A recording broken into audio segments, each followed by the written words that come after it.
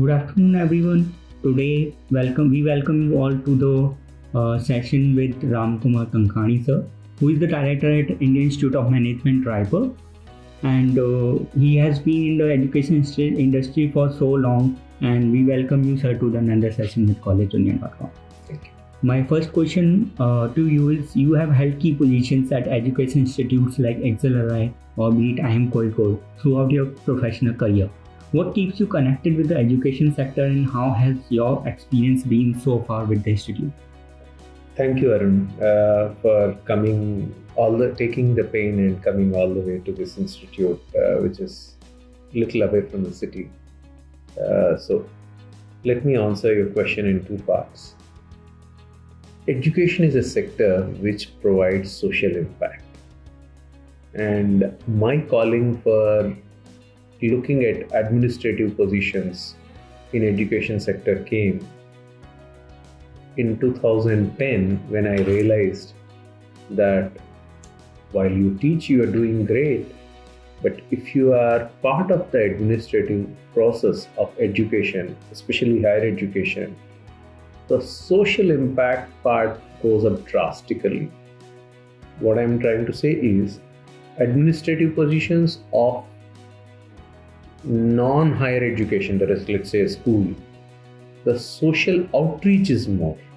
But when you look at higher education, especially of a government organization, I think it is the social impact which is the biggest driver.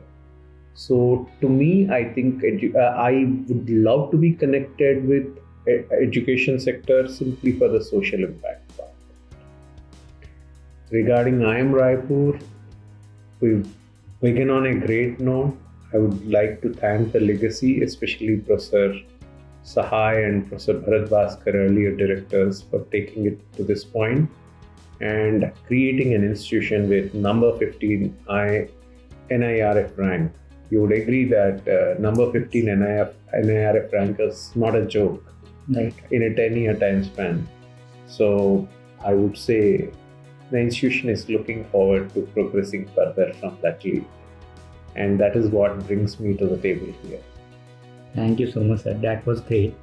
And my another question is: being the director of IIM Raipur, what is your philosophy of leadership, and how would you describe your leadership style? Okay.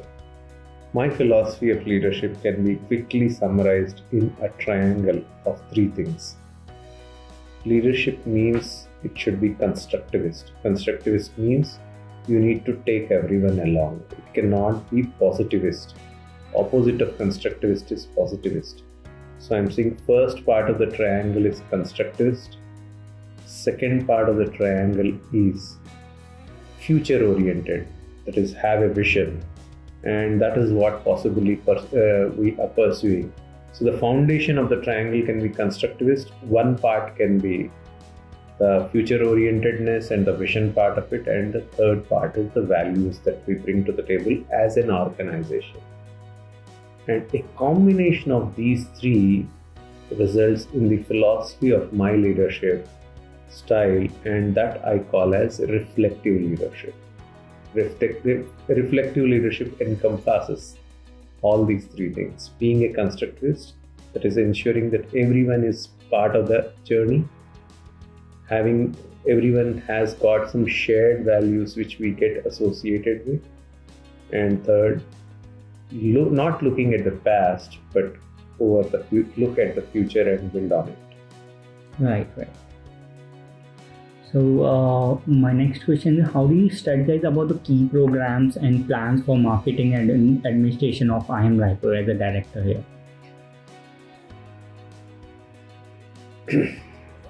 Marketing and admissions programs that are there, first and foremost, of course, you might be aware that IIM Raipur is part of the IIM KIP, what we call as those 8 IIMs which come together and have the common interview process out there. So our admissions plans are largely in that span. However, we are looking at launching shortly an undergraduate program. So perhaps further the admission process may be a little different. But for the MBA students, I think our admission process remains as as I've just described, that will be part of those 8 IIMs going together and doing the interviews in every city and aspects such as those. As long as marketing is considered, you see, one of the best tools of marketing, you would also agree, is word of mouth. Yes. And I am looking at only creating that, not interested in anything else. Okay. Keep doing what you do and keep improvising and focus on word of mouth. So, as you might have just seen also in the process up there, Yes. there's nothing, there is no secrecy or nothing out there. I would say, please come and be part of the journey. Right. That was great. And sir, I just wanted to ask about other programs that you offer, like EPGP or the DPM programs. So, okay. In terms of the other programs that you mentioned, I think we do have an EPGP program wherein we do have a partner who is helping us share the technology also. He shares technology and also does the marketing of our program. Our Touchwood, our EPGP seems to be doing extremely good, and we have 2 batches of 200 plus each. And my sense is then another 200 in the new batch should not be a very big ask. Right. So that's something which I'd be honest in sharing. However, what we are doing is ensuring that the product is spruced up, so that is, product is refined far more, you can say, catering to the requirements of the market. Regarding the other program that we have in mind, we have the FPM program, that is the PhD program. I'm sure you would be aware of it. That this PhD program is of 2 parts. One is PhD residential, we call it as FPM, and then there is PhD in practice, we call it as FPM fellow or some name that's there. But however, I would say it is like PhD in practice, that is people who are professionals. Executive FPM, EFPM. So executive FPM is our PhD in practice. So we plan to have, going forward, we plan to have our FPM programs possibly launching in twice a year rather than once a year. The idea is working executives need not have their calling in life only in the month of June. They can have it the way it happens in American universities. It can always be twice a year. Right. Exactly. So, my next question is, the education system in India and other foreign countries are structured very differently. In your experience, what can an inbound student through student exchange program gain from studying here in IIM Raipur? Okay.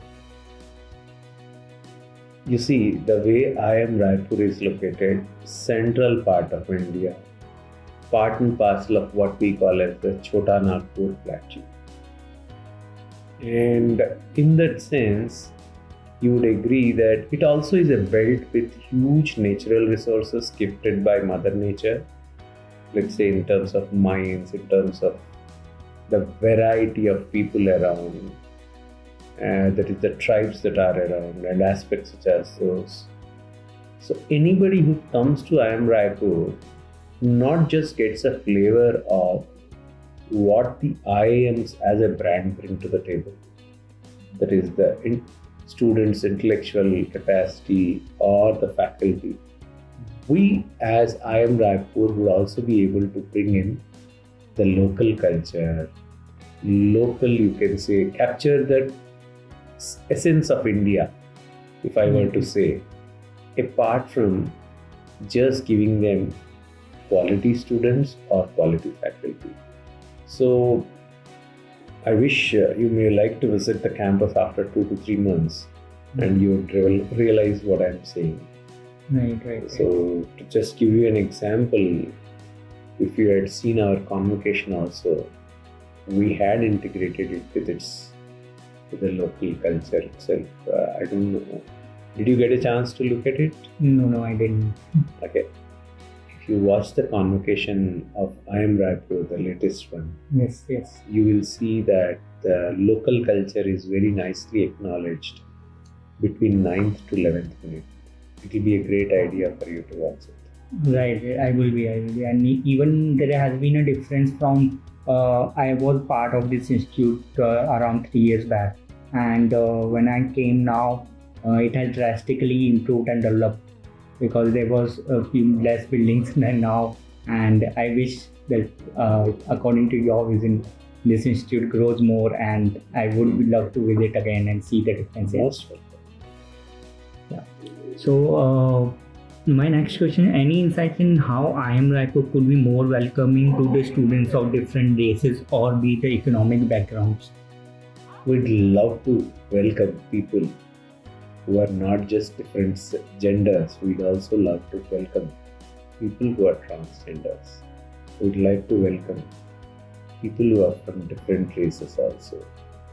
We possibly, in fact, I keep telling to my community of faculty that the day we get people from other parts of the world, not just as faculty, of course, as faculty we would definitely be having very soon, but even as students, that day would be the first achievement which we would have achieved as part of our journey to take the institute to a different league and different level altogether. You see, let me put it this way. Doing something for the nation possibly means ensuring that the foreign students find benefit in coming here and doing it and taking from us. And that possibly is a goldstone which we are looking at possibly. My sense is it's a 5-year journey. Yes. And in 5 years you will be able to see many of these things happen. Right. So, what do you think your roles and responsibilities as a director to IIM Raipur and specifically the students are here in their growth journey, where they come here to imbibe their knowledge and reflect the same into the corporate work? It's a wonderful question. Firstly, I think I acknowledge that there is meaning in this question. Whom does an institute belong to? An institute does not belong to its director. It is definitely not, it does not belong to its faculty also. So if a faculty says this institute is mine just because he or she has taught for 30 years, I'd say, I'm sorry. The institute belongs to its students. And that philosophy drives the way the whole thing would be done in this particular organization. We'd love to have conversations, not just with current students, but also our alumni, and ensure that their feedback is taken into account and each and everything which the organization does is tailored to them and tailored towards academic excellence, social impact, as I keep saying this repeatedly. So my role and responsibility is very simple. Focus on these two things, academic excellence with social impact. Now the point is, how do we go about it, or what are my roles and responsibilities are? You see, if you take a very big corporate, you might like to compare it with a building which is 100-year-old. But when it comes to looking at a university or an institution which has got a big name, it is more about creating a 100-year-old tree. What will the tree have? A 100-year-old tree. You would agree there will be some nest, there will be place for shadows, there will be some fruits that will come out, there will be some animals out there below, above, etc. There will be some roots. So I am looking at creating a 100-year-old tree, and I'm just one part of the journey, and I'm sure many other directors will come and they will ensure that this particular institution grows further. Right, that is great. So, what do you think should be the IIM Raipur's top priority over the next 10 years to come? Okay, nice one. Top priorities of IIM Raipur are, I think, next 4 years, possibly NIRF ranking, moving towards single digits, and number 8 to be more specific, crossing 8 and above. 4 years down the line, that's my first goal post that I'm looking at. Ensuring that the organization's critical mass of business that it is doing is equal to a second generation IIM. You see, IIM started in one bunch started in 60s, 70s, ABC. Another bunch started in 90s, like Lucknow, Indore, and Kozhikode. And the third generation is including the Shillong and let's say Right. Raipur, Udaipur, and such organizations. We are looking at taking the critical mass of the organization to a second generation IIM. We are also looking at implementing the government's NEP policy, national, and being part of their NEP program, national new education policy, that the national education policy that has been spoken about. And we are also looking at creating it as a campus, which is possibly which Chhattisgarh is kind of very proud of. Right. That's the 10-year plan out there. Right, exactly. So it is not just about 3 accreditations or 2 accreditations, it's beyond those. Right, exactly. So what are some of the biggest challenges you currently are facing, or you see, both for the higher education in general or specifically for IIM Raipur? See, there are 2 challenges that are there if you look at it. First and foremost, challenges in terms of the disruptive technologies and disruptive ways of playing the game that happens, especially from other parts of the world and also from within India as well. What I'm trying to say is higher education is a highly competitive place. So one part is being aware of the disruptions in technology or even otherwise that are happening. Let's say a new program happening, a program which possibly captures many other things, a program which is collaborated by 3 to 4 different universities. These are definitely disruptive in nature. So first and foremost challenge is being aware of the nature of the disruptions that are there and being part of those disruptions. I'm not looking at running away from those disruptions. I'm looking at being part of those disruptions. Of course, it can be with partnership with some other institutions, or it can be on our own. That we'll have to figure out. But that I see as first challenge. And the second challenge, the way I understand, is able to keep ensuring that each and every community member out there here is part of the journey of growth that we've kind of planned for. We are looking at least 15 to 20% CAGR every year. That is compounded annual growth rate. Mm. And for a 15 to 20% CAGR, you would agree that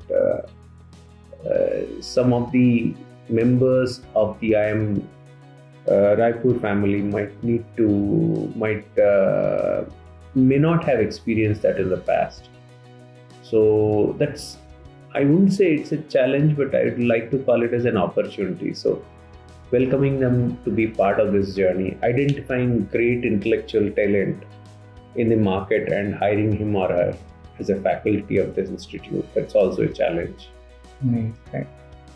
You'd agree that not everyone would like to join us by default if he or she has an offer from another institute which is perhaps better ranked. So can we create a culture which makes him say, I'll go to IIM Raipur, I'll not go to some other place. Right. That's also something which I'm looking at it. So ensuring that the campus is vibrant with a beautiful culture which permits learning is what I'll summarize as both an opportunity and as a challenge. Right. But trust me, I'm enjoying the journey. Yeah, that is great. That is the most important part, actually. So my last question would be any suggestion you would like to give to the current youth and aspiring students here? Suggestions to the modern generation, aspiring students, I have 2 to 4 suggestions. First and foremost is, I think, be open to failure. It's okay. The managing failures is a challenge for a generation which perhaps may not have seen a lot of failures. So that's something which I'd request them to be open about. My simple example is, how many wars have we seen? Not that I'm praying for one, but you would agree that people who possibly have been through the 30s, 40s or 50s would have seen a lot of crisis situations, and their ability to walk through one more would be far higher. So that's something first and foremost, I'm saying managing failures. Second, my request to the new generation would be can we be a little more patient and acquire industrial experience? Because that's something which I think we, not just we as an institute, but I think acquiring industrial experience helps in adding to the person's wisdom, their perspective, their way of looking at it. We've often found a difference between people who worked even for 1 year in the industry versus the one who brings none. So I would request people to consider work experience as compulsory if they are planning to do an MBA. That's something which I'd honestly, because you see, half of the subjects of an MBA you will not understand if you do not have good work experience. That is to appreciate, not everyone will have the capacity to appreciate. That's what I'm trying to say. So it will be great to experience and appreciate that if someone comes with work experience. Second.